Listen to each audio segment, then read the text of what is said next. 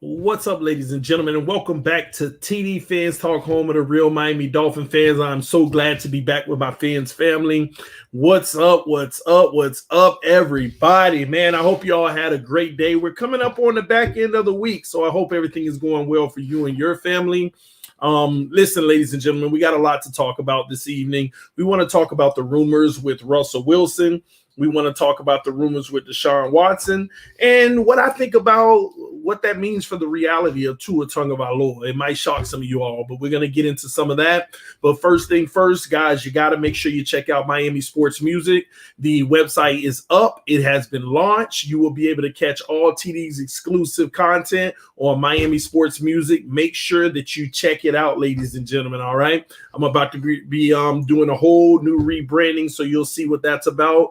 We have linked up, and we already talked about this a few weeks ago. I am officially a part of the Miami Sports Music family. The partnership we have is just amazing, and it's going to make the community so much better for Dolphins Nation. Also, ladies and gentlemen, don't forget to check me out on Twitter, Instagram, Facebook, Twitch, Sportscaster, just everywhere, man. And it's all the same. TD Fans Talk. At TD Fans Talk, TD Fans Talk, however you want to put it. All of those locations are listed under TD's Fans Talk. So make sure you go check those out as well. All right. I greatly appreciate it. Now, guys, make sure you hit that like button. We're already over 100 people in the room. Make sure you punch that like button. I appreciate everyone's love and support. Thank you. Thank you. Thank you to Miami Dolphins Nation. All right, some quick information. Some of you all may be aware. Few days ago, well, just yesterday, there was a little Twitter beef battle war thing that went on.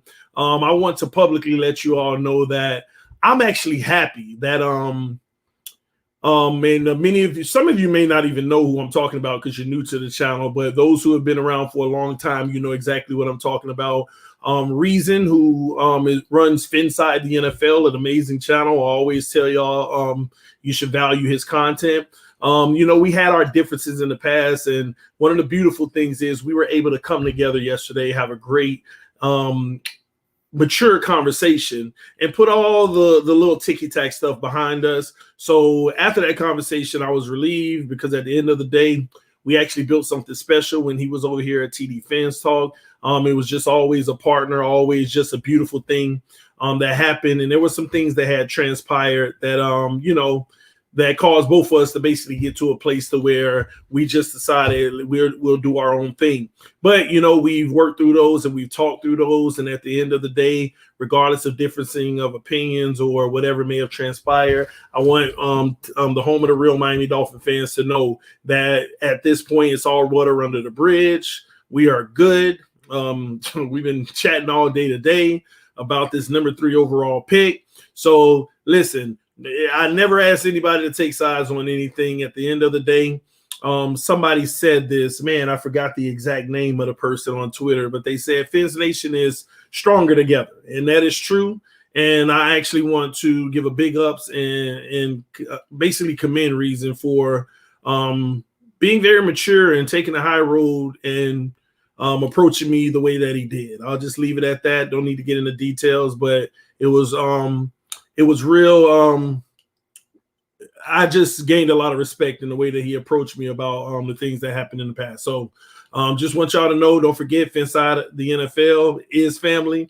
Just like all the other guys, Dudley Duron, K Flexen, J1 DeVore, just everybody, man. Dolphin Nation, we're better together, and that's what's most important, all right? We all going to have our differences. We all going to have our moments of where, you don't know football, you don't know football.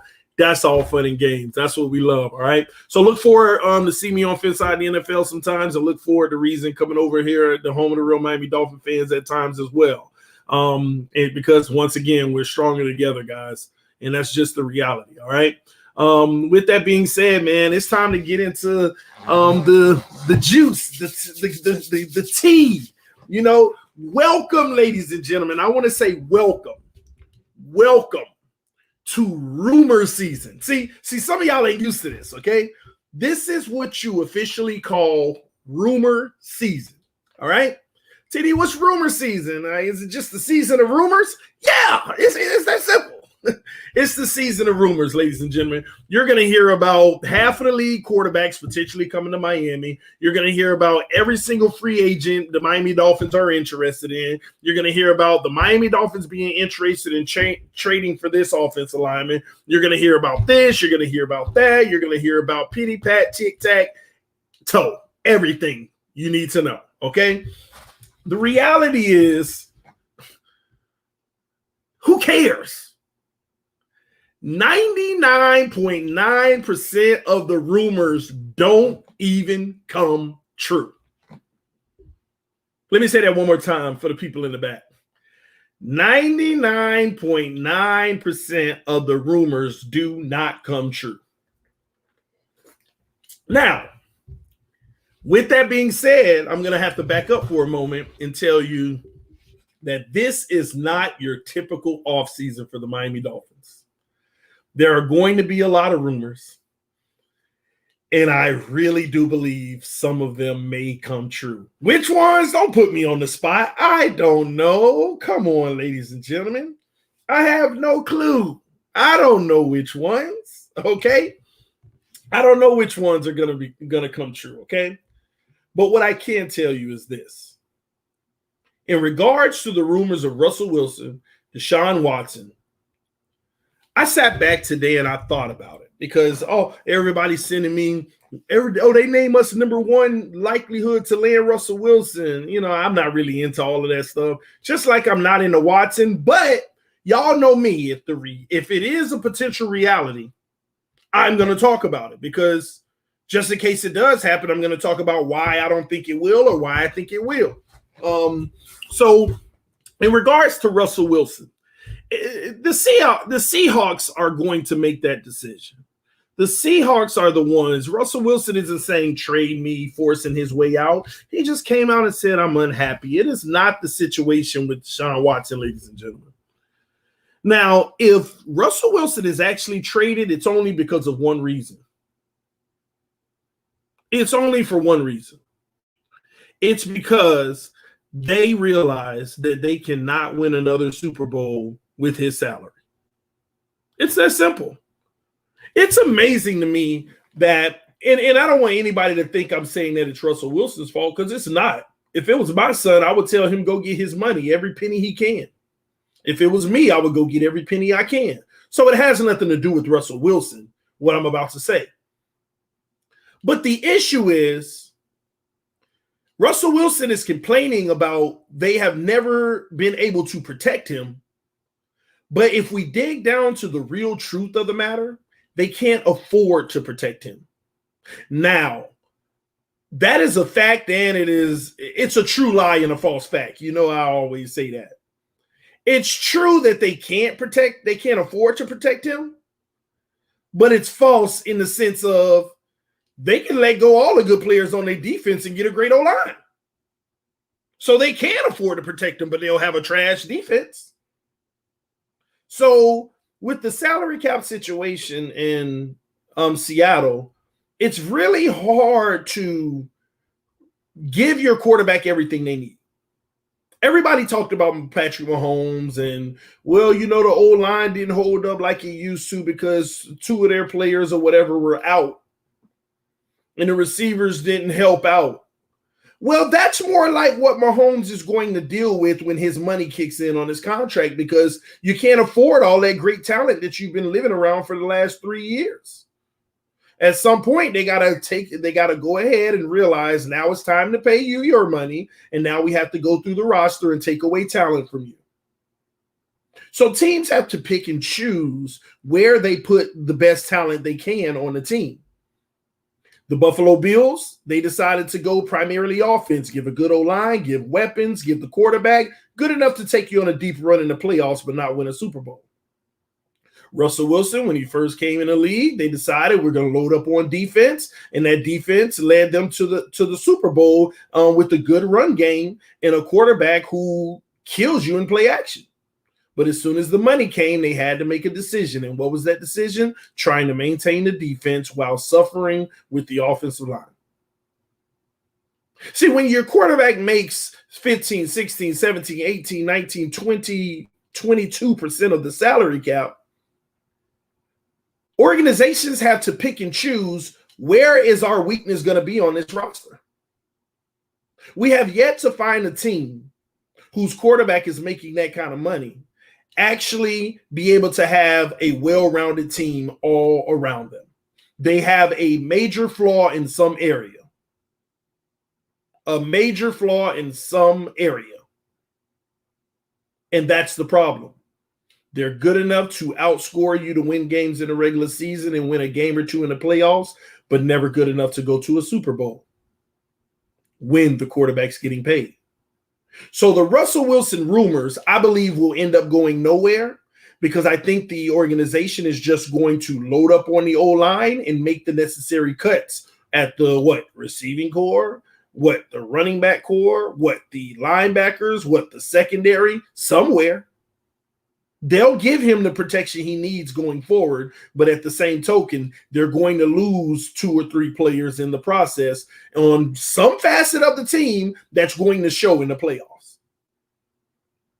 So they'll put the Band-Aid on a wound that's going to bleed forever unless they realize the real way to heal the situation is not paying your quarterback that type of money. But we live in a day and world in a society where it's the quarterback. You have to pay them. No, forget all of that. Give them what they want. And it baffles me because those same people want to win Super Bowls. Yet they have zero evidence of giving the quarterback what they want, between 16 to 20-something% of the salary cap, and winning a Super Bowl. They have no evidence of a quarterback making that kind of money and winning a Super Bowl. Not one shred of it. But you still got to keep the quarterback. There's more quarterbacks that were average that won a Super Bowl than quarterbacks making more than 16% of the salary cap has won a Super Bowl. Did y'all hear me? There are more average quarterbacks like the Flaccos of the world and guys like that have won Super Bowls than quarterbacks who were making more than 15% of the salary cap. But we just live in this world where you cannot lose your quarterback by any means necessary. I am telling y'all, this is the year right here. This is the test of the year. I am waiting to see, will the general managers of the NFL fold, or will they finally take a stand? I've been preaching this for 3 years, and every year I am correct on this. Everything that I say that's going to happen to these teams that are paying this money happens. Everything. It's all happened. This is the vital year for the NFL. Will you learn, general managers, or will you continue to go down this rabbit hole? Will Jerry Jones move on from Dak Prescott? Because that's the only issue in Dallas. Jerry Jones finally gets it. And everybody's mad at him, which if I was Dak Prescott, I'd be mad too, because I want my money. And nothing's wrong with that. People need to understand, I am not saying that a quarterback shouldn't get their money. Get whatever you can. This is a business. But if you're the general manager or the owner of the team, you got to do what's best for the franchise. And Jerry Jones is on the clock. What are you going to do, Jerry? Are you going to let him walk? Or are you going to franchise him, and if he signs it, trade him? Or are you going to fold? Because Jerry Jones said it out of his own mouth a few months ago. He said, we want Dak, but I can't do it at the expense of crippling our team. Now, don't get me wrong. He's giving other guys big contracts, which is just ridiculous. I don't know why some of those guys got the contracts that they got. I get all of that. But even if they didn't, they're up the creek regardless. They got offensive linemen they signed on 7 and 10-year deals just to make room for the cap. So if that guy gets hurt or have a career-ending something, they got to pay dead cap on that person for so many years. That's how stretched out they are in the salary cap, trying to appease the quarterback and make it happen. Seattle Seahawks, you're also on the clock. What are you going to do? Are you going to go ahead and get Russell Wilson the protection and then look worse on the defense, or take away some of his weapons? Are you going to trade him and make a stand? Or are you just going to keep the things going until he gets mad and demands a trade?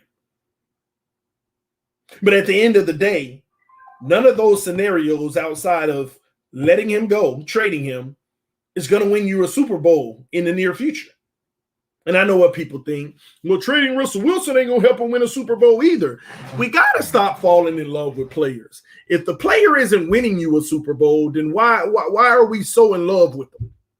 Oh, what are you talking about, TD? Russell Wilson did win a Super Bowl. He went to 2 on his rookie contract. What has he done since outside of a first-round exit? Russell Wilson won more than 12 games every season on his rookie deal, just about. And as soon as he got his new deal, he has yet to win more than 11. Outside of this year when the contract started to catch up, but he renewed it again. He got a new one. So that's going to kick in now. So these are the dilemmas that teams are dealing with. So let me walk you down the road. Russell Seahawks, what are you going to do? You're on the clock. Dallas Cowboys, what are you going to do? You're on the clock. And ladies and gentlemen, don't act like, I'm just talking out of my head right now.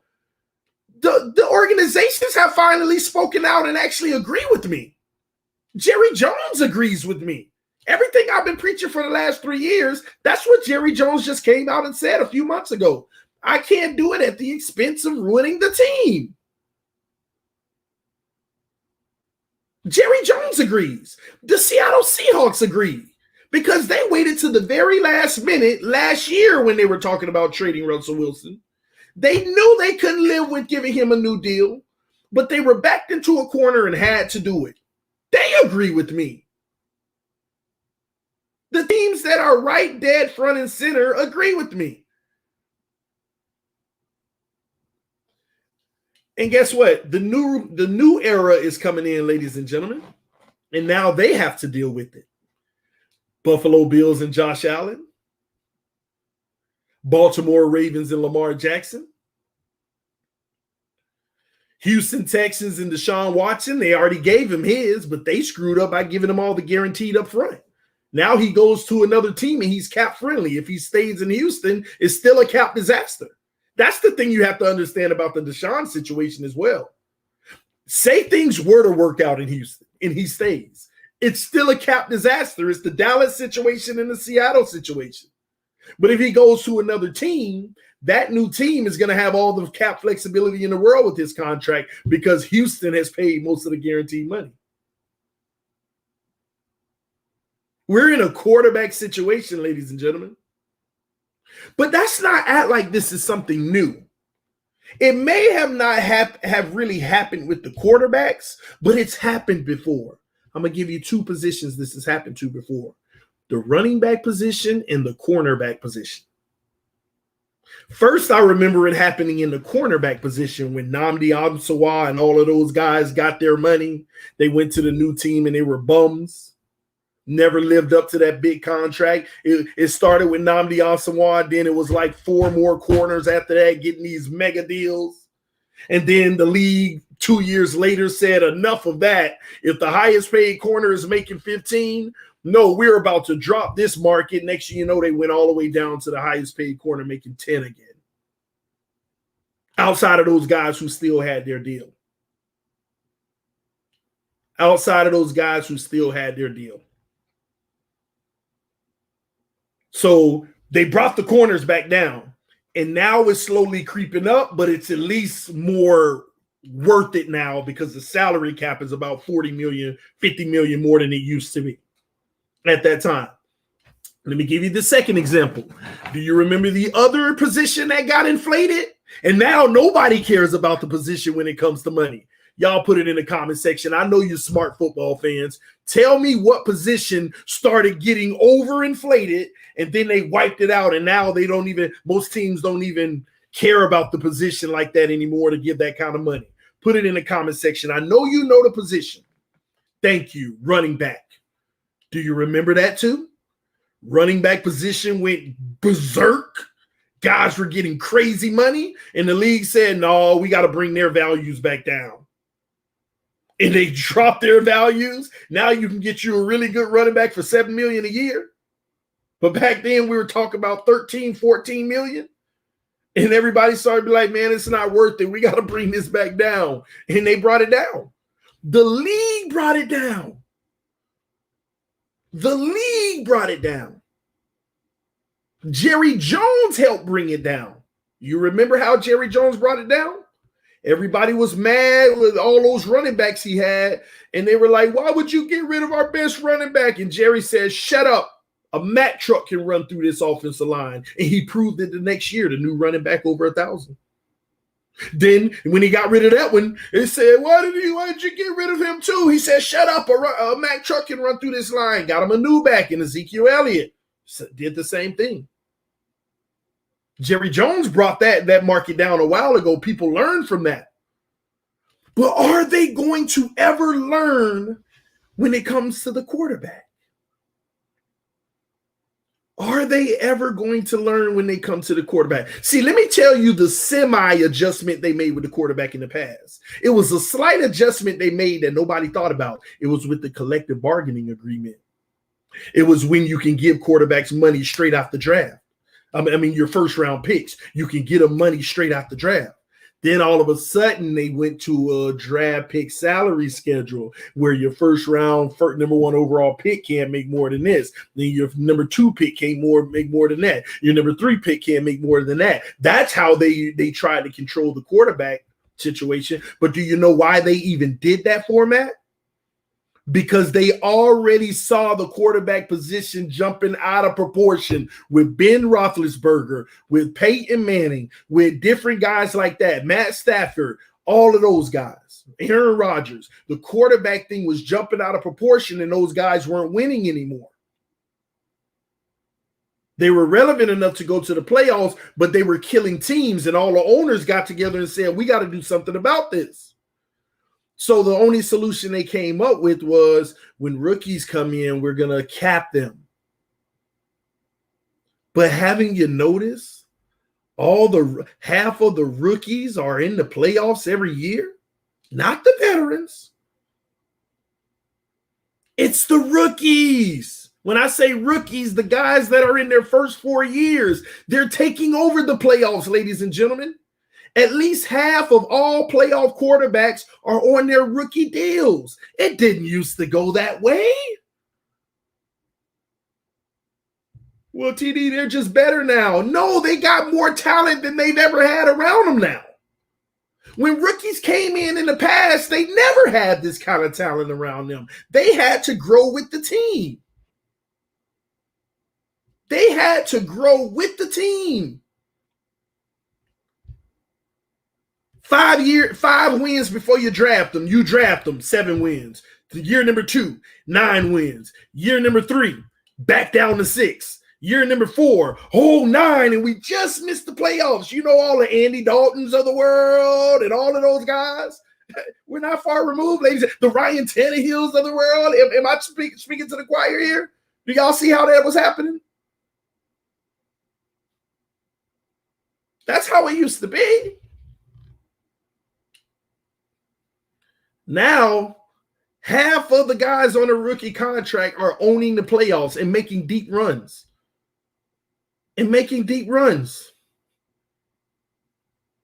Half of them. It never used to be like that. But I have to be honest with you all. When you talk about the shield, of football, it's good for the game. I got to be honest with you. It's good for the game. The old model isn't good for the game. Quarterbacks grow. You know, now you got all these fan bases that can go from being a scrub day one to just instant fan bases. Crazy. Look how we are about Tua. Whether it's good or bad, we're going crazy. It's good for the game. You got your boy Herbert over there ain't even winning games, but do you know how he got that fan base now going crazy? It's good for the game. I don't even have to talk about Patrick Mahomes, 3rd year. Good for the game. Lamar Jackson don't look like he gonna win nothing deep in the playoffs ever in his life, but look what he's doing. Regular season, got the energy of the fan base. Good for the game.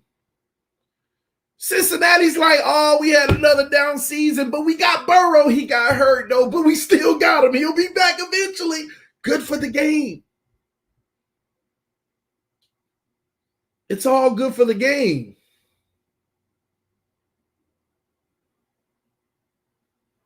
But let's talk football, man. What's the ultimate goal, ladies and gentlemen? Tell me, ladies and gentlemen, what is the ultimate goal for you, the individual? Shout out to Finside the NFL rocking with us right now. What is it for you, though, ladies and gentlemen? What is it for you? What's the most important thing to you? Is it having the flashy quarterback or figuring out how you build a team that wins a Super Bowl? So, with that being said, this is as transparent as I can be. I'm going to give y'all 1,000% of me and tell y'all this is how I truly feel about these rumors with Watson, Russell Wilson, and the reality it gives Tua. Let's talk about the reality it gives Tua. There's a part of me that's like, oh, man, this is frustrating because you got some elite quarterbacks right there, and if you got a chance to get them, how do you pass on them? But then you got a young guy that could save you so much money if he ends up turning out being just like them or even better. So we got the guarantee versus the if. But the reality is, this is how I really feel, ladies and gentlemen. We should be excited about this situation. Why should we be excited about this situation? Here's why. If we get a trade, there was nothing to lose. We're going for it. If we don't trade Tua Tagovailoa, you better bet your bottom dollar that they truly do believe in him. And the real question in Dolphins Nation, we're not talking about Tua Tagovailoa as our starter next year. Y'all know we don't care nothing about that statement. But the truest thing that would make a lot of us feel great is truly knowing that deep down Flores and Greer, in their head, they're like, man, people just don't know. This kid about to be everything. And to pass on a Deshaun Watson or Russell Wilson, that means that's what they believe about Tua. So if we don't make a trade this summer for any of those guys, the truth is you gotta feel really good if you trust Flores and Greer. And I do trust them. You have to feel really good because that means deep down inside, they know what they have in the kid. Whether we aren't sure or not, because their opinion is the only one that really matters. Not mine, not yours, not anybody's. Flores and Greer's opinion is the one that really matters, what they truly think. The only frustrating part is we really don't know what's going on in their mind. We can get breaking news tomorrow of a trade. Gosh, so we ain't know what was going on in their mind. We could keep going. We can go with Tua. Still, that don't mean we knew what was going on in their mind. So at the end of the day, I truly believe with two situations out there that are unheard of, y'all have to understand, this has never happened in the history of football, really, where you got two quarterbacks that could potentially, you can have an opportunity to get that are literally elite in their primes, you could say, available, and your team has the assets and the money. And would still have a little change left over. This has never happened. So if they don't take one of those options, I think we can really feel good about Tua and what they really believe in him. But y'all know my saying at the end of the day.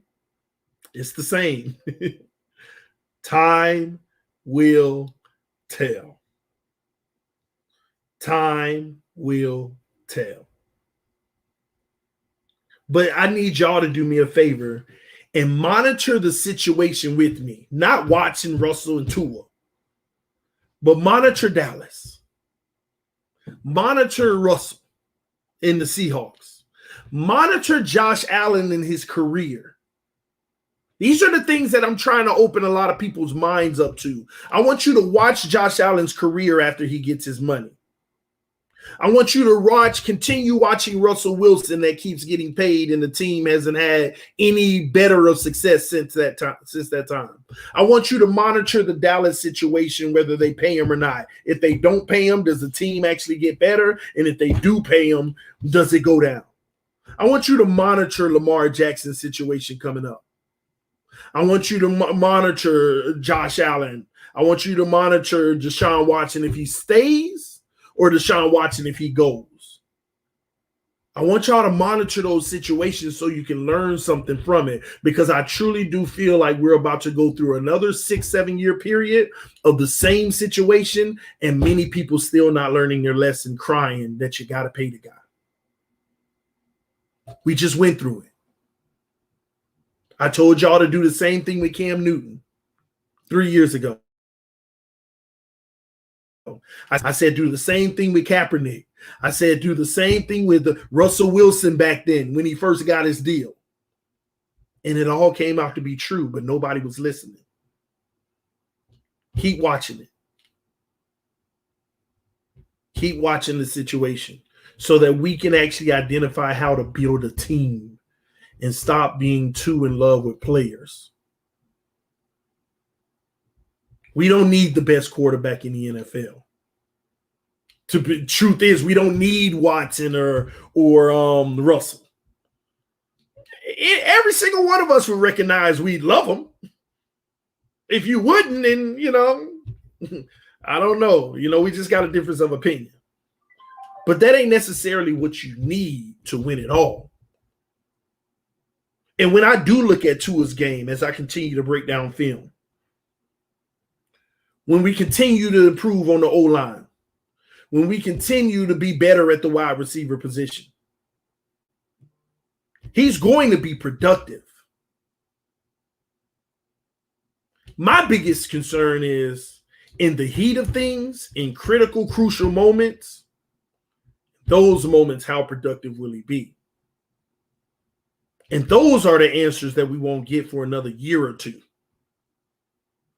I am very critical of our quarterback, y'all. But newsflash, I will continue to be. Whether you believe me or not, I don't hate Tua Tagovailoa at all. I actually love Tua Tagovailoa. But I'm not going to make the same mistake I made with Tannehill, giving him a pass on everything. I'm going to be critical about everything. The things that you call nitpicking, I call coaching. Because everything that I may point out, trust me, our coaches are in the quarterback room saying the same thing. They're in the quarterback room saying many of the same things. So I'm just very critical about them, and I hope most of y'all don't mistake that with hating, but, it is what it is. I'm learning not to respond to those people anyway. But at the same token, man, either way, being in this position as a Dolphins fan, we got a bright future. We have a very bright future ahead of us. All right. Now, I want to take a few of y'all questions. Before I take some of y'all questions about the segment we just went through, I want to let you all know tonight at 9:30 p.m. we do have the last AFC East roundtable conversation. It will be on Dan Mitchell's channel. We decided since the Bills won the division, and they made it the furthest, that we'd end this season on his channel. We'll be back on, I guess it'll be my turn after that, for maybe pre-draft or draft. We're still going to be doing roundtables, but the official every week, this is the last one tonight. This is the last one tonight on Dan Mitchell's channel at 9:30 p.m. Eastern Standard Time. All right. But if you all have any questions, put them in the comment section right now. Quickly, shout out to Miami Sports Music once again. Y'all go check out the new website, Miami Sports Music. My content is there. Dougie Durong's content is there. I mean, just all type of content Miami Dolphins related is on the site. So y'all make sure y'all go check it out, guys. Shout out to our Facebook family tuning in as well. And our Twitch family as well. I see we got some Twitch users. I know y'all on YouTube. It's showing 300 people watching, 302 people watching on YouTube, but we actually got like 340 people watching because we always have Facebook and Twitch tuning in as well. So just in case some of y'all want to watch it on different platforms, the YouTube and Twitch page and Sportscaster is always streaming my stream live as well. Okay, so a lot of people were wondering, hey, somebody hit me up today. Why is the stream only 200 people? Well, it may be 300 because it's people from different platforms tuning in.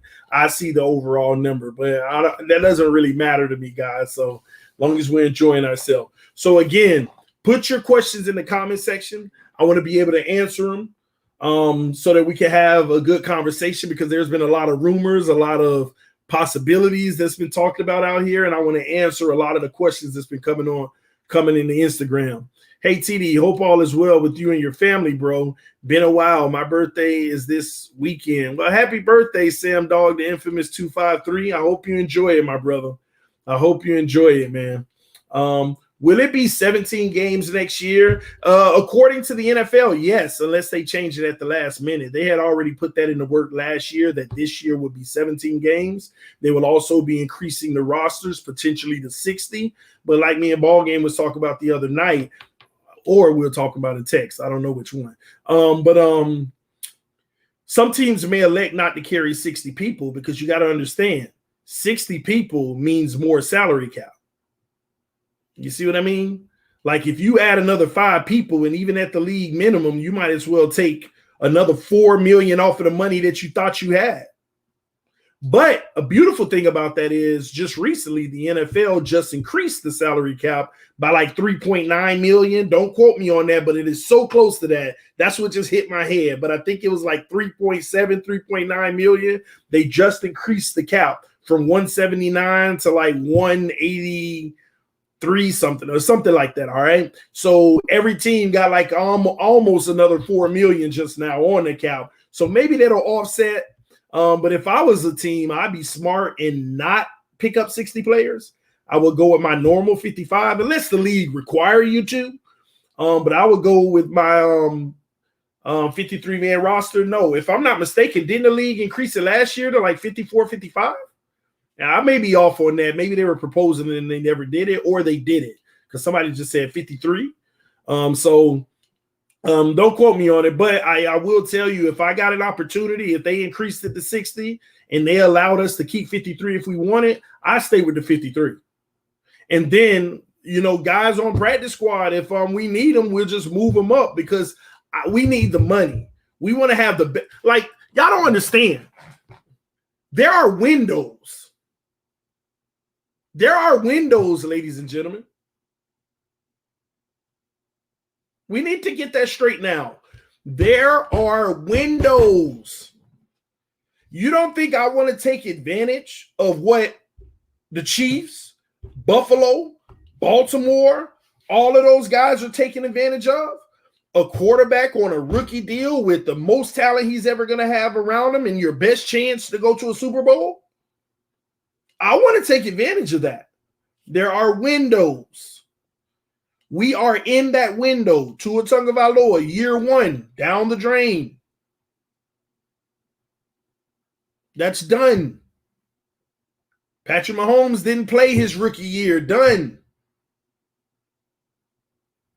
But now you got second year. What did Patrick Mahomes do? We're not asking Tua to do that, but I'm just saying. They took a shot at the Super Bowl. They went to the AFC Championship game. Buffalo, year 3 with Josh Allen. They took their shot. They went to the AFC Championship game. Lamar Jackson, they keep taking their shot. He just ain't a great quarterback. He a great RPO guy. But the pass, RPs are semicolon P, he got to know how to throw the ball from the pocket, like consistently. He can throw, but consistently. He do. That's just the truth. But there's windows, y'all. We don't want this window to close. We got the defense, and we're about to add 2-3 more pieces to make it even harder. We got the offense, and we about to probably add a running back, some more offensive linemen, and maybe a weapon or two. Window. Don't think our window didn't start, y'all. But you can't miss the window. It will pass you fast. It will pass you fast. We got to take advantage of it. And then worry about the drama that all the rest of them going through. It's time to pay the quarterback. What are we going to do? I mean, it's a part of me that hope Tua is just good enough to get us there, but not be a superstar. TD, why wouldn't you want your quarterback to be a superstar? Because I want to be able to afford this team every year around him. That's why. But there is a window.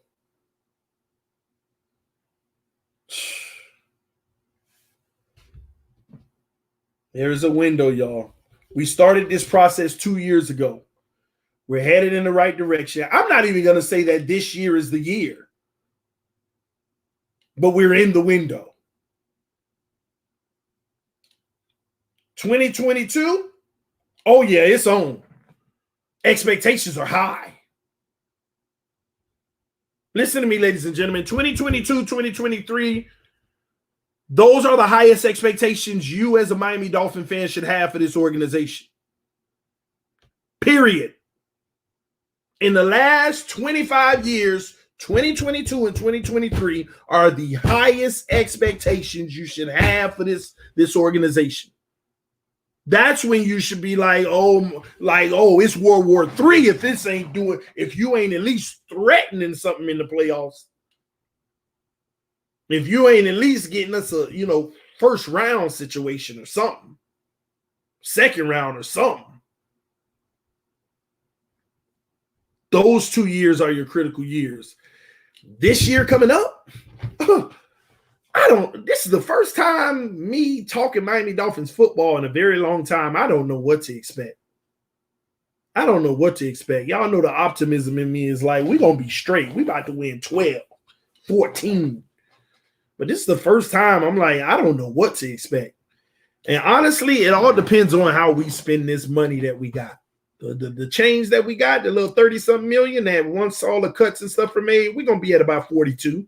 My estimation is we going between 35 and 45 million as soon as we're able to start buying people.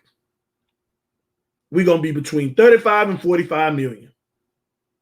The only wild card to me that can get us over 50 is the decision they make on Albert Wilson. They move on from Albert Wilson. Oh, we up there. We in the 50s. And I'm telling y'all now, but I don't want to get rid of Albert Wilson because before this year, he was the number 2 slot receiver in the NFL with separation. Only one guy in the whole league got more separation than Albert Wilson. And Tua needs that. If we're going to take care of Tua, he needs that. He needs that. And it's only fair for us to give him that. It's only fair. But one thing I won't stand for is us being unfair. Being unfair. I won't stand for that. What they did to Tannehill, whether you like Tannehill or not, I'm sorry. They were unfair. They would always get something for him, but it was never all at the right time. I got you this, but I had to get rid of that for you. I got you that, and I had to get rid of that. Truth be told, I just wish, I know I'm going back on the Tannehill rant, but I wish Tannehill had this defense just once in his career with Miami. Just once. Whew.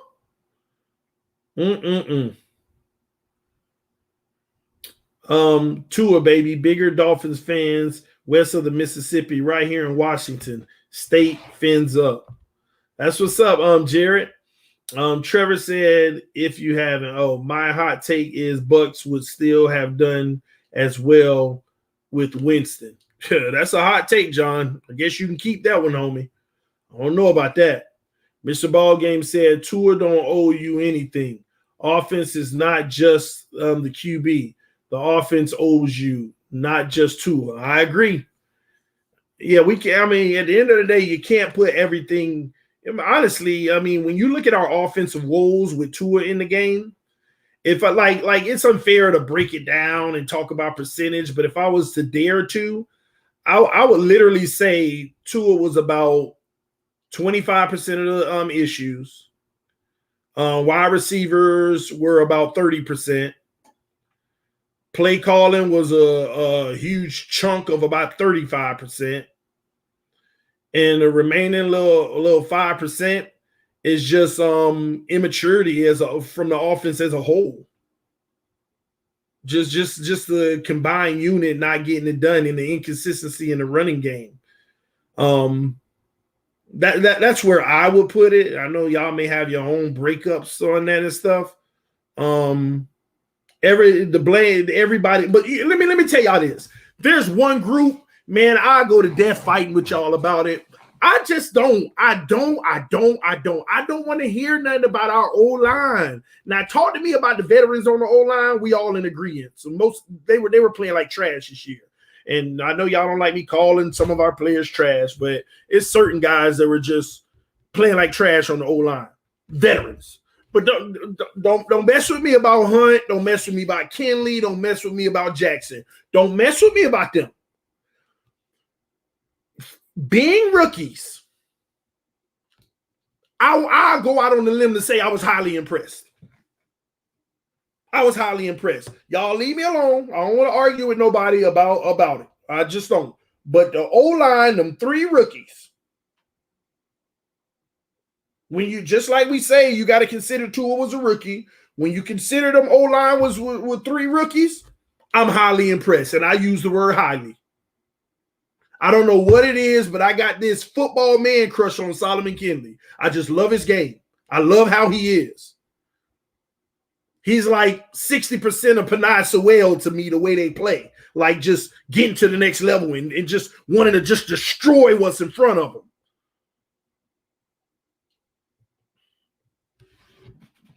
Beat me up all you want, but I don't want to hear nothing about no offensive lineman, man. I don't care. I go to death with it. Them 3 rookies, I don't want to hear nothing about. I was highly impressed. Our O-line is headed in the right direction. That's all I'm going to say. They're going to replace some of them other guys. We might have 1 or 2 of them here this year, but next year, I promise you ain't going to see not one of them guys. You're going to have all 2-year or 3-year players at max on that O-line. Mark my words. And they're going to be playing like 8-year veterans. I promise you. You'll see. And they can finish this O-line now.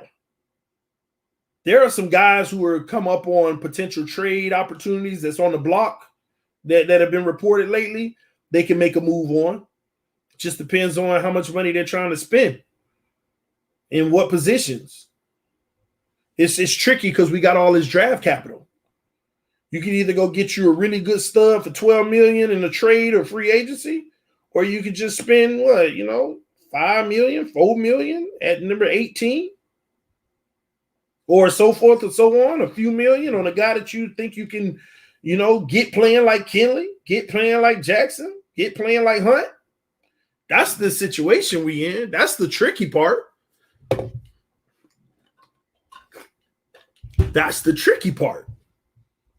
But we'll know everything in free agency.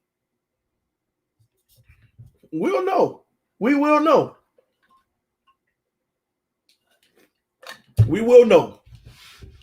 All right, any other questions, guys? Put it in the comment section right now.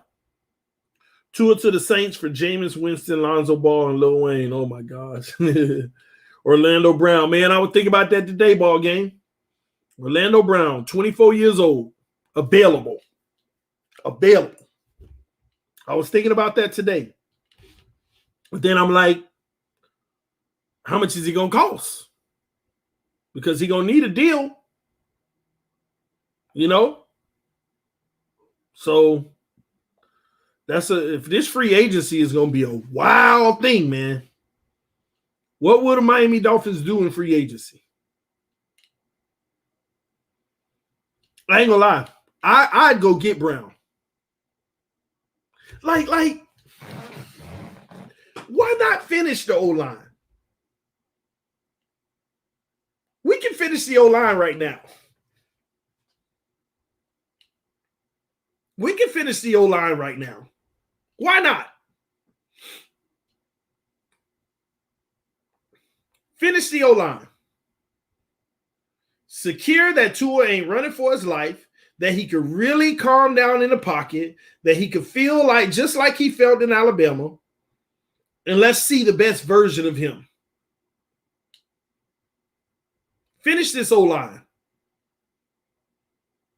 We don't have many holes, and at the same token, we have holes. We want to finish the O-line. We want everybody, I think, is in agreements. Like you want to bring in one more receiver that's at a minimum slightly above average. Somebody as low on the chart as Corey Davis and as high as whoever you want to name. Or do it in a draft at an early time. But I'm sorry, y'all. I'm just not really into that drafting a receiver at 3. I'm not into drafting a receiver at 3. I was looking at the footage Reason sent me earlier with Panay Sewell, man. It's some guys that you're just like, it's messing my head up because we can go without Panay Sewell, but when you look at him, it's like, why go without Panay Sewell? Ain't that crazy? It's like we can go without Panay Sewell, ladies and gentlemen, long term and figure it out. But it's also like, why go without Panay Sewell? Like,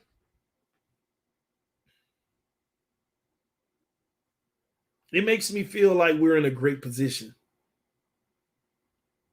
We should be excited right now. The Miami Dolphins just won 10 games, and I know I haven't said this enough. Because I think I've been mad. I've been hangover mad at the way our season ended because we hadn't been that hopeful in so long.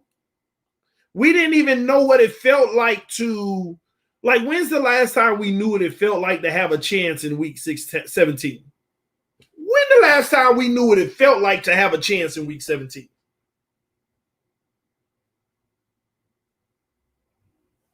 And when we dropped the ball, it was like, it hurt, but at the same token, if we dial things back, we should be excited about the season we had. It was impressive, y'all. It was impressive. And more than anything, you have to give majority of all credit to Brian Flores. Because there was a lot of finagling and moving parts and moving things around to allow us to get 10 wins. Nobody would have bet 10 wins. Nobody would put their mortgage on 10 wins last year before the season started. You heard what they were saying. 3 at best. 6, some people. If they overachieve, they'll get 7. We had a heck of a season, man, and I'm proud of it. And now it's amazing how football can change your emotions so wildly. I'm so excited about the season that we had that now it has me nervous about the season to come. Why? Because all the losing sometimes brings the negativity in you of like, what if we digress? Oh my gosh. Like it's just nerve-wracking, man. It's nerve-wracking. But I know one thing. We finish this O-line with guys that we know that's going to get the job done. Because I'm telling y'all, we're 1 or 2 guys away on that O-line from actually creating like respectable run lanes. I'm talking about quarterback under center run lanes, power formation run lanes, I formation run lanes. Not asking Gaskins to deliver us with the halfback draws, which I'm telling y'all now, we need to see Gaskins and Ahmed on the roster as the RB1 and 2, RB2 and 3 next year. And we need to bring in our guy at number 1, who's just pounding the rock. And on third downs, you bring in Gaskins or Ahmed. And if we're down big in the third quarter, and you got to throw the ball most of the game, you let those guys cook. So we definitely want to have a number 1 running back. And it's beautiful that we found those two guys the last 2 years, because the truth is, had Breida, let me say this, had he been, let me get something clear to y'all. Matt Breida, had he gave us double the production that he did, it still wouldn't have been enough. He still wouldn't have been the guy. Had he gave us 2 times the production that he gave us, I still don't think he would have been the guy. But the problem is, we lucky he didn't, because if he would have gave us 2 times his production, we would have never seen Gaskin and Ahmed do what they did. There would have been third down occasional guys like Patrick Laird. And you see how his stock has dropped. Like, put it in the comment section. You think Laird makes the team next year? You think Patrick Laird makes the roster next year? Put it in the comment section. I'm not saying he's not. I'm just curious. What do y'all think?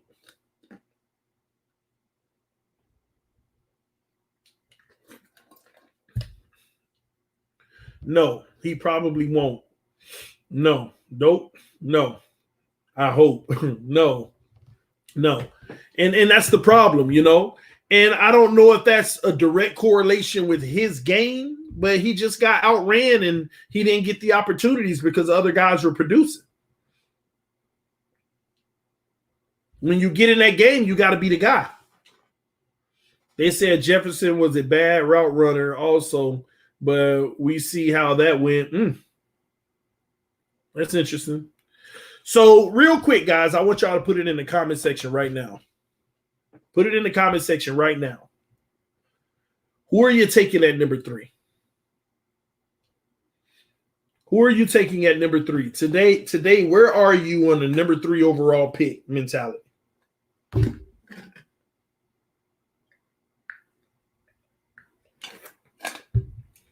Who are you getting at number 3? What's your mentality today? And I promise most of y'all mentality is going to change over and over and over again. It's going to keep changing. So everybody's saying somebody said Fields. Oh man, well, we got a donation from Sinatra 305. Logic don't make sense, just like your QB logic on paying them. Adding one great old lineman never gotten or helped a team to a Super Bowl. Tell me a couple. You're right on the second part of that. I think we have a misunderstanding on the first part as far as paying quarterbacks, because like I said, it has never happened. But I also never said adding one offensive lineman wasn't going to do it either. I never said that. I said we have 2 holes on the O-line.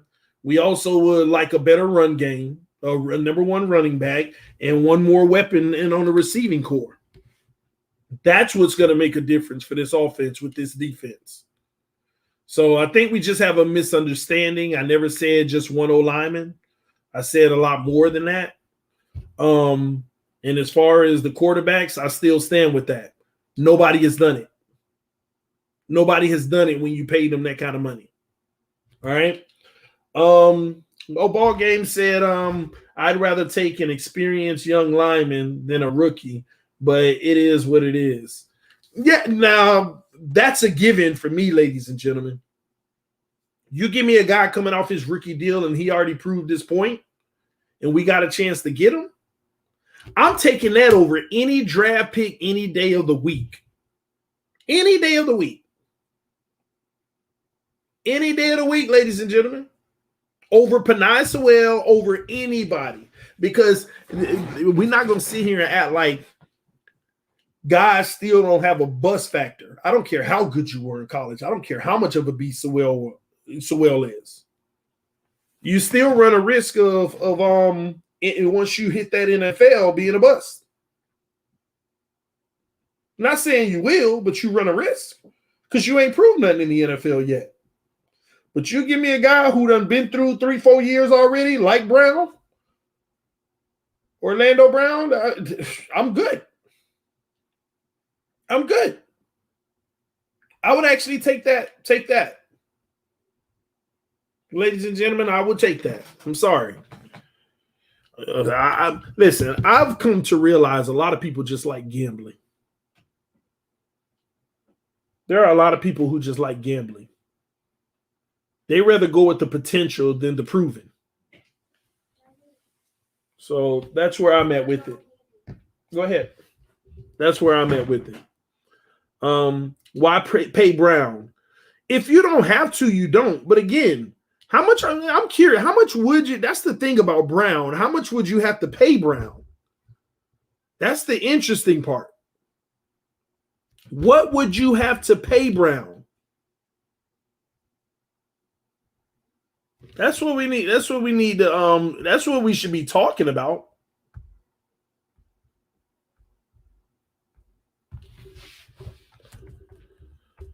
Or how much would you pay Orlando Brown?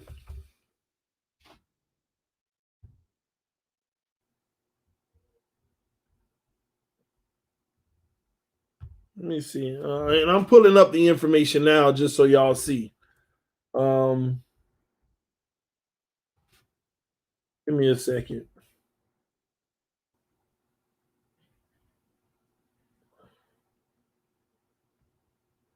I'm shocked they give it. And let me tell y'all something. Let me ask y'all this.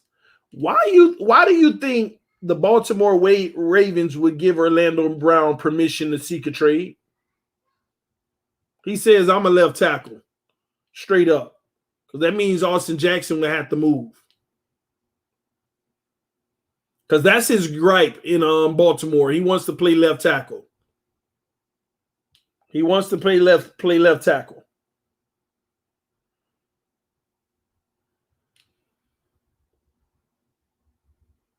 So let me help some of y'all understand something about Orlando Brown's situation. Here's what some of y'all don't realize. The reason why I say, and good point, ball game, because that's going hand in hand with what I'm about to teach everybody listening. Pay close attention, ladies and gentlemen. Here's why you trade for a guy who's still under contract. Okay? Let me break this down.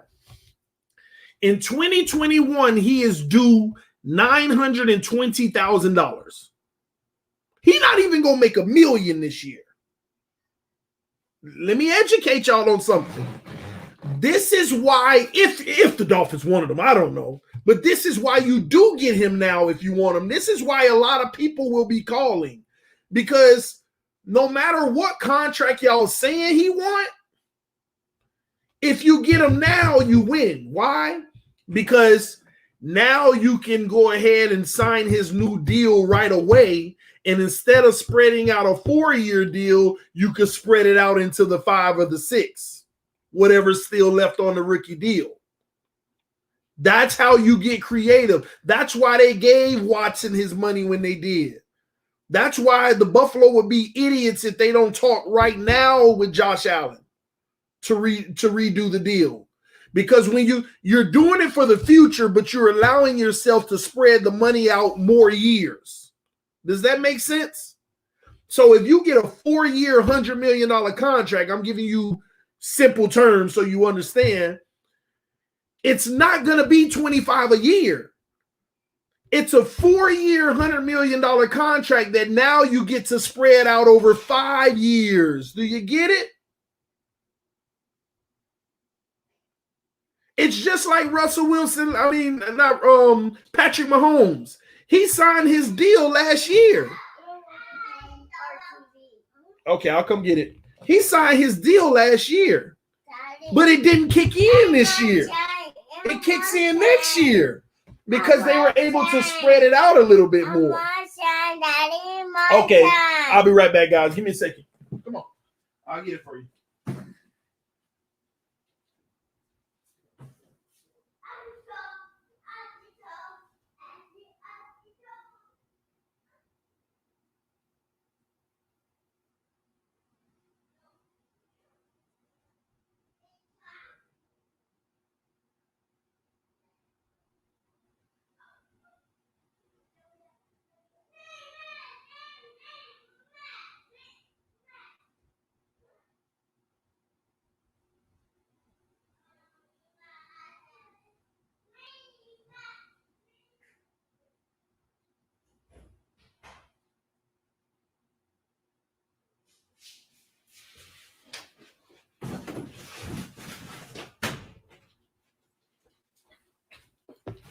Thanks for your patience, guys. Wife hasn't felt very well, so I'm on baby duty too. So, TD, do you think Brandon Sheriff, old and costs too much money? I don't want nobody over 28 years old. It's that simple for me. It's that simple for me. But that's what some of y'all need to understand with these deals. That's why they gave Patrick Mahomes the deal in 3 seasons. After 3 seasons, they didn't wait to year 4 or 5. They did it right after year 3 so that they could spread that money. And sometimes a player will sign their 5th-year option early just so that the team could spread it out into year 4, 5, and the new deal. So it could be a 4-year new deal, but they're spreading the money out in 6 years. So they get creative doing that. That's exactly why you can bring in a guy like Brown, because it's not the cap hit every year that you think it is. If they're able to bring him in and go ahead and give him his new deal right away, they're able to spread it out. Shout out to the homie Dariq Huggins with the donation, saying much love, TD. Brown has stated he only wants to play left tackle. Would you be comfortable having Jackson at right tackle protecting to his blind side? That's a Flores and Greer thing. I don't know. I mean, have they played him at that in practice, and how did he do? You see what I'm saying? All of that matters. All of that matters to me. So, but that's why I don't think if they don't think Jackson can make that type of shift, if they don't think Jackson can make any type of shift, then it's not going to happen with Brown. Because Brown's gripe is, I'm a left tackle. He ain't trying to be doing all this other stuff that Baltimore got him doing. But I asked y'all earlier, I said to y'all, why do you think Baltimore is saying we're going to allow you to seek a trade? Why do you think that they're going to go ahead and get rid of one of their best offensive linemen in a run-heavy team? Do y'all know? It ain't because he costs too much. The man is only going to be $1 million this year. They could have traded him next summer or something. They could have tagged him and traded him if they wanted. No, it ain't. So that's what y'all got to think about. Why would they allow him to go ahead and seek a trade now?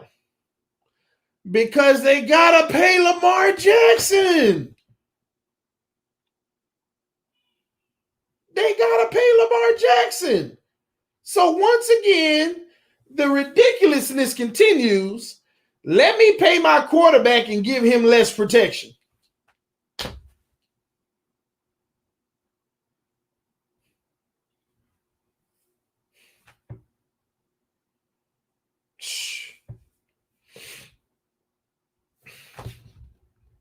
Come on, y'all.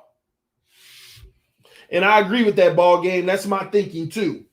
Brown only played there 1 year, though. He played right tackle the other years. He just wants to be compensated. I believe that too. Right now, his agent is saying, tell them you play left tackle because left tackles make more than right tackles. I don't care if your quarterback is left-handed. Left tackles will still make more on the market than right tackles. So he wants to be known as a left tackle.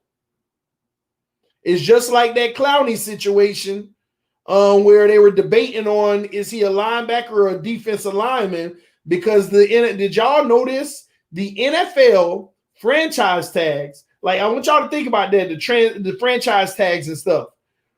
If a team franchise tags you, your salary is, if I'm not mistaken, you take the top 3 salaries at the position and you put it in the middle. So what they were trying to do with Clowney, I think it was Clowney, they were trying to say he's a linebacker, not a DN, so that they can get the highest 3 paid linebackers and put it in the middle instead of the highest 3 paid D linemen and put it in the middle. That's how the teams try to rob you with the position you play, especially for them flex guys at the linebacker position. They'll try to say, oh, he's a linebacker, not a DN.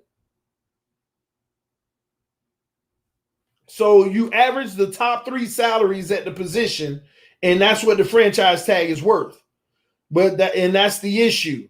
That's why he wants to be known as a left tackle. So he might actually pay right if he can get the left tackle money. And on top of that, it's smart. So if it's a money thing, this is why the reports say a lot of teams are interested. Of course, because you get to bring him in where he's still got only $1 million salary next year. If you want, you could be one of them teams that dump most of the money in a signing bonus on him right away. Imagine giving a guy a 5-year, $100 million contract, which is $20 million a year, and you got 6 years to pay for it, and you dump a heavy $40 million signing bonus on him right now. I'm not saying that's what we're gonna do, but you dump a $40 million signing bonus on him right away. And in essence, what that means is you can finagle that other money to average out to what? In 6 years, $10 million a year. You see that? I mean, you can get creative with the salary cap. Honestly, it just depends on how much the owner is willing to pay a guy in bonus money up front.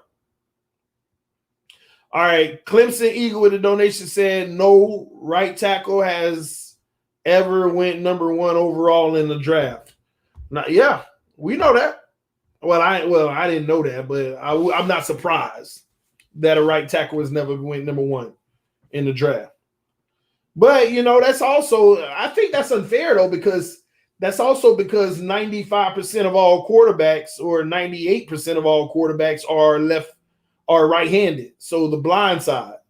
So if you have a specific need for your quarterback being a lefty, then that value should go on the right side. That's just the truth. It ain't because you're a left tackle and the left is better. It simply was all made for your blind side, for your quarterback. So the Miami Dolphins need to value right tackle more than they do left. That's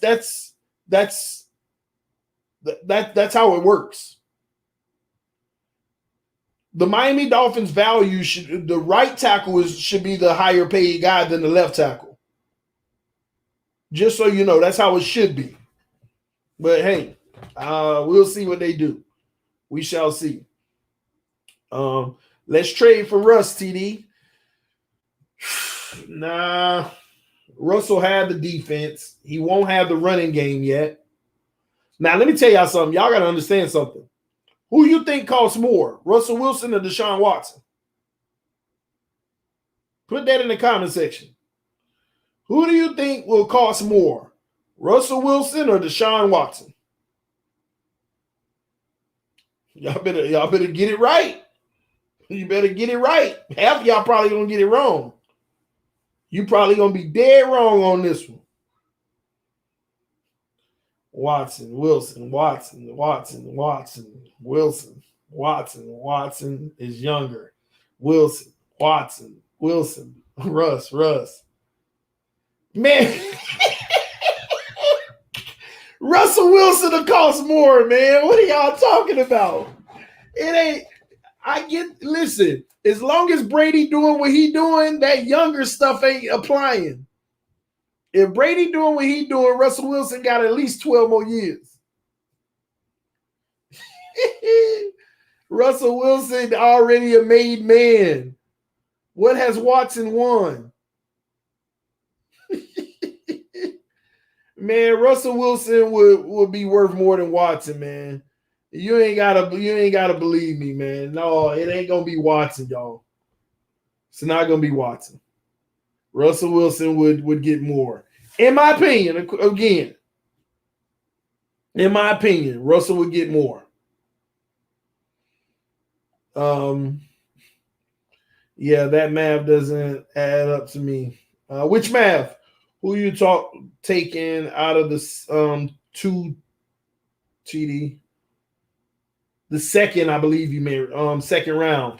I'm going for a running back and a safety if I can. Several different options. But that's what I'll be looking at in that point, because the first round I'm trying to finish the O-line. I'm really trying to strictly finish the O-line. And I'm also trying to build capital for next year. Like number 3, if it's not Panay Sewell, I'm still a believer in trading out of the pick. Trading out of the pick and getting something for 2022. That's my take. I'm going all offense in the draft. All offense?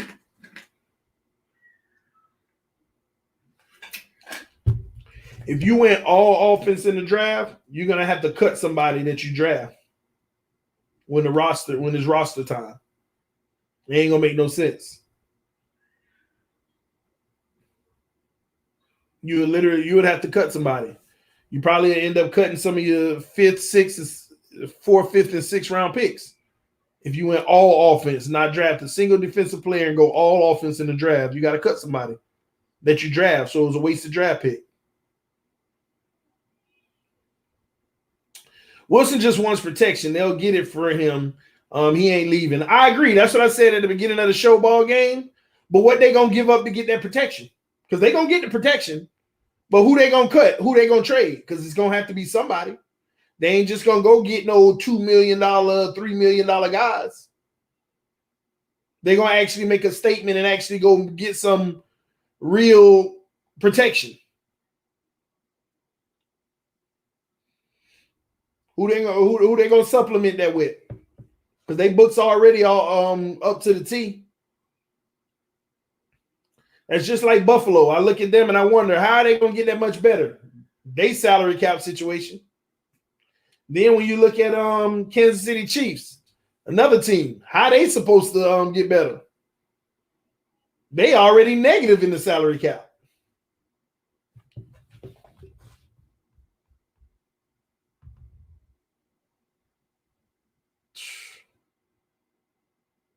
Free agency will be defense and the draft will be offense. I can see them going that route. I think in the early rounds, yeah, but I think in the later rounds, they'll still double back in the defense. I think they'll get some safeties and linebackers and stuff in the 4th, 5th, and 6th round. I think they're gonna do that on defense in the later rounds. Early rounds, they'll be looking for offense. Some of y'all may have not known this, but our tight end group broke a record for franchise record this year. We had the most yards and touchdowns than we've ever had. We broke a franchise record this year at the tight end position. We don't have a guy who stands out by himself that's actually putting up 1,000 and all of that, but as a group, we broke a franchise record.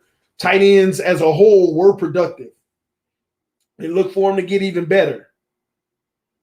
So keep that in mind. Our tight end room as a unit was very productive and good. I think we all just hope that Gesicki starts to separate himself, not on this team, but in the league. Start to like solidify. I'm not comparing him to Gronk, but start showing that. I don't know how to explain it. He just needs to start standing out in a different way to where this league fears him. He has the talent, but he got to be that guy, man. And like Ball Game was saying, he just got to run. He got to start running elite routes. He need to be all over that tree in the off season, all over that route tree. And we talk about work on your signature moves on how you're going to break out of this and that and get the defense on the heels. He get better in that area, man. He's going to hit that stride that's going to be a real threat for us. But these guys are still young. That's something to consider as well. A lot of these guys, I mean, we start to look at Gesicki as a guy that's coming into his veteranhood, but he's still young. So this is the year right here where you look for him to peak. And then you know that, yeah, Gesicki was actually a great draft pick. I mean, even right now, you can say it was a really good one, but this year is where you want to know that he was a great draft pick. A great draft pick. Somebody said Mike will be fine. That's the problem. I don't want him to be fine. I want him to be great. Because a guy with his build and hands, you can't let that talent go to waste. You cannot afford for him to not be great because he has the build for it. He just got to be a better route runner. Has to. Would you go for Joe from the Patriots? Tony, he going to be available too. I mean, it's a lot of guys. That's why I said this is rumor season. For the next 4 weeks, ladies and gentlemen, it is rumor season. 4 weeks. Y'all know when the free agency period opens? Where the football heads at? Put it in the comment section. Do you know when the free agency period opens? Are you aware of the day free agency period opens? It's supposed to be the 17th of next month.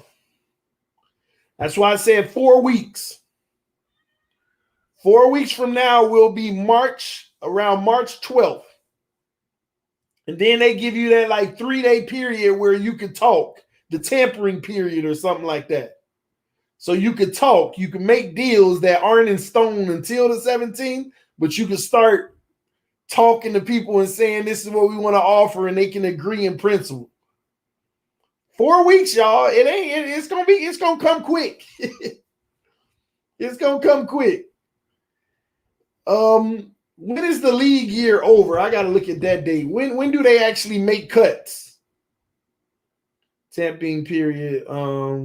Stupid FR for real. Well, I guess it's stupid because teams tamper anyway. But I guess they just wanted to make it legal. They wanted to make it legal. All right. But when is this league year over where they gonna start cutting players and not re-signing them? Who's first free agent we should go after? Listen to me, y'all. You have to understand what direction they want to go. I think they're going to be bold and go after what they want up front and make sure they get it. I mean, you might look up and they might go get Tampa Bay linebacker. You might look up and they'll go get one of the best old linemen in the league. I don't know, man. I don't know what their overall goal is in free agency. That's the thing that we're all guessing because we don't know what they're going to do. Because free agency is going to basically give us indication what they're going to do in a draft. You cannot sit here and be honest. If they go in free agency and get a receiver or two, good ones, you know they ain't getting nobody at no number 3 top pick or nothing like that for receiver. So that's why you got to wait. You got to wait to see what they do in free agency because that's going to give us a better picture of what to expect in the draft. So we'll see. Somebody said Tampa Bay linebacker staying in Tampa. Maybe, but everybody can't stay. Is Fournette staying? Everybody can't stay unless they all willing to take a pay cut. And it's the NFL. Listen, man, these guys, man.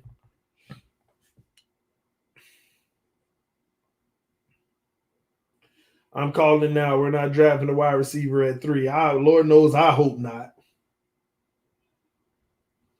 Bucs players will try to stay and run it back.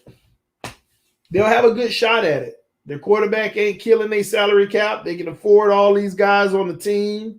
Mike Evans came out and said he'd be willing to possibly take a pay cut to run it back. You see, that's why you gotta win. That's why you gotta go get that chip. And then, guys, you might get think about it. Brady builds another dynasty. Listen, he built another dynasty if they win 3. Y'all need to understand that. Because he's gonna get credit from his Patriots days. If they win 3, they built another dynasty. I'm one of those guys that feel like a dynasty is like 5 or more. But if they win 3 in Tampa, they built a quick little dynasty. So when you got guys like Evans talking about he may consider taking a pay cut, then yeah, some of them other guys might stay. That I'm thinking they won't be able to maintain due to the money.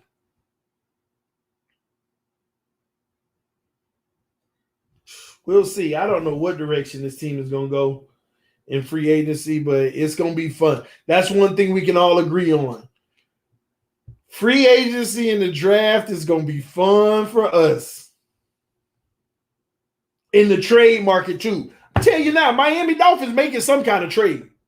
I don't know what position, but we're going to make a trade that's going to make everybody be like, whoa, I know it's coming. There's something in me. Ain't nobody said to me. I ain't got no evidential proof that says they did this and they did that. So they're about to trade somebody. I ain't got none of that. There's something in me that literally keep telling me there's about to be this big trade. And it don't mean it's going to be the quarterback. I don't know. I have no idea what position, but it's going to leave all of us like, whoa. Give me. Oh, man. I'm telling y'all,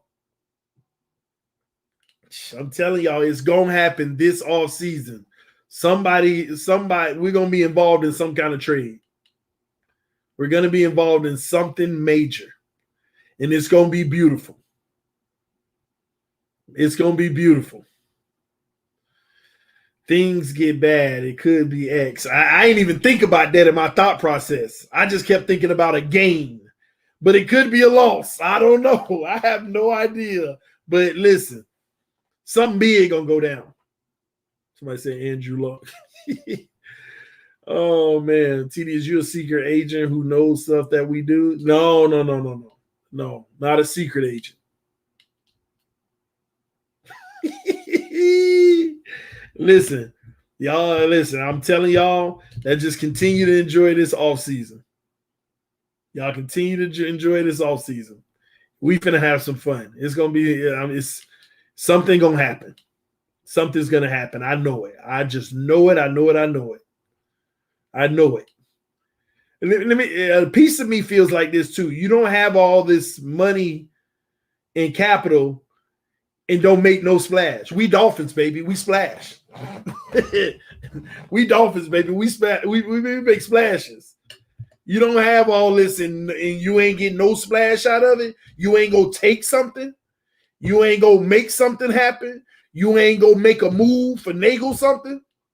Oh no, something happening. Something happening.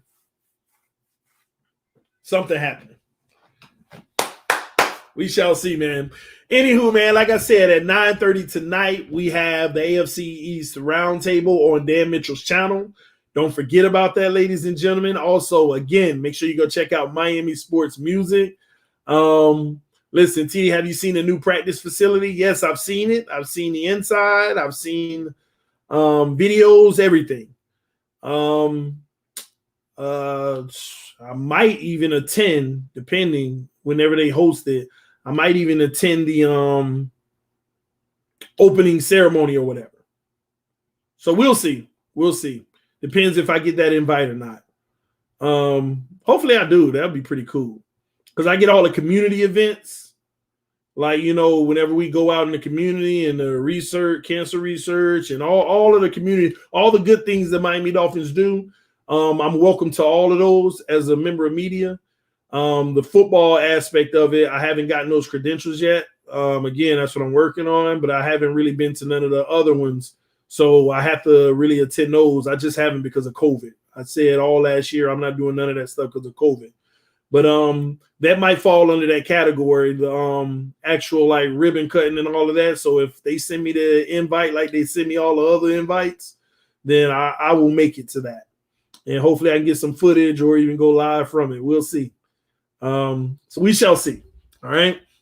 That'll be pretty lit, man. But yes, man. Outside of that, like I said before, I will see y'all tonight on Dan Mitchell's channel. Y'all know we gonna talk trash over there. Gotta let them know why they team's sorry and why we gonna dog them tomorrow. All right. Their team is all the AFC East teams are trash, and we're gonna dog them. And yes, we're like 15 subscribers away from 15,000. All right, so we're coming up on that soon, which is amazing. But hey, we're just gonna keep on doing what we do over here. Shout out once again the entire Dolphins YouTube community. Shout out to Reason if Inside the NFL, having a great conversation yesterday, putting differences behind and making sure that we put what's most important first, and that's Dolphin Nation. So we love y'all. We thank y'all so much. We got 199 likes and we had like 350 people on the stream. So if y'all could do me a huge favor, hit the like button on your way out of here. Again, please make sure you check us out tonight on Dan Mitchell's channel. Hey, listen, if this is going to be the last one, y'all show up. Show up and let's talk our trash. And remind Dan Mitchell that Josh Allen, just like Patrick Mahomes, are who we thought they were. Against man-to-man coverage, bump and run, send pressure, they trash, just like their receivers, just like their offense. Period, man.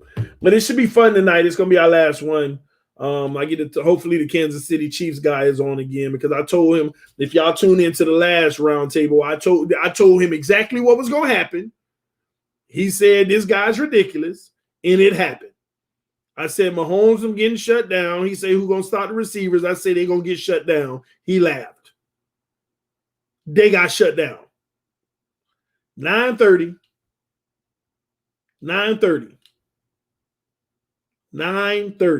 Dan Mitchell's channel. Y'all come through. Love y'all. I'm going to go love on the babies for about an hour before the stream, and I'll see y'all later, all right? Love y'all. See y'all soon. Peace. Fins up, ladies and gentlemen. DWA, Miami Sports Music. We out.